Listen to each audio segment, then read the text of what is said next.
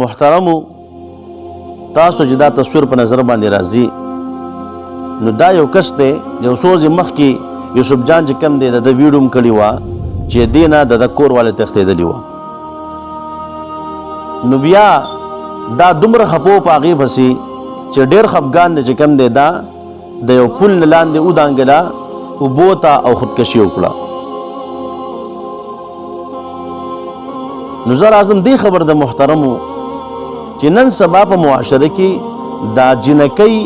ولې د بل چا سره تختی او الکان ولې بل چا د جنکو سره تختی په دې کې اهم کردار محترمو هغه د والدینو دی ځکه چې مور او پلار اکثر په ماشوموالي کې به یو جنۍ چاله ورکړي چې دا به د پلان کې یا د بلوغت نه پس یو جنۍ به نه غواړي چې زه د پلان کې سره رشته وکړم وایي نه تا هم هغې له ورکوو یو هلک به نه غواړي زه پلان کې جنۍ وکړم وایي نه تا له به دا کوو نو د هغې نتیجه دا وي چې بیا دغه جنۍ چې کوم دی د یو څه به تښتي د بل څه به تښتي د بل څه به تښتي او دغه هلک به چې کوم دی یو جنۍ او بلې جنۍ چې کوم دی تښتي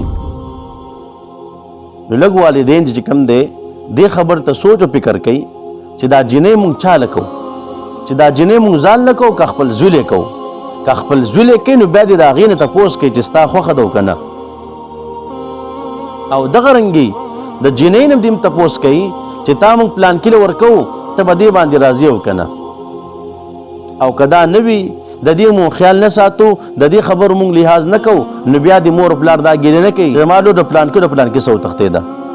او زما زوی چې کوم دی د پلان کې لور وتښتوله د پلان کې لور وتښتوله د هغې وجه دا ده چې تا نه د دغې لور لحاظ کړی دی نه دې د دغې زوی لحاظ کړی دی نو والدینو ته چې کوم دی زه دغه درخواست کوم لږ چې کوم دی تاسو د خپل بچو د زړونو ته هم ګورئ د هغوی نه هم لږ تپوس کوئ دا د شرم خبره نه ده او دا نه د بېعزتۍ خبره ده دا خو د شریعت موافق خبره ده نو الله رب عزت دې مونږ لا په دې خبرو باندې عمل کول توفیق راکړي وما علینا الا البلاغ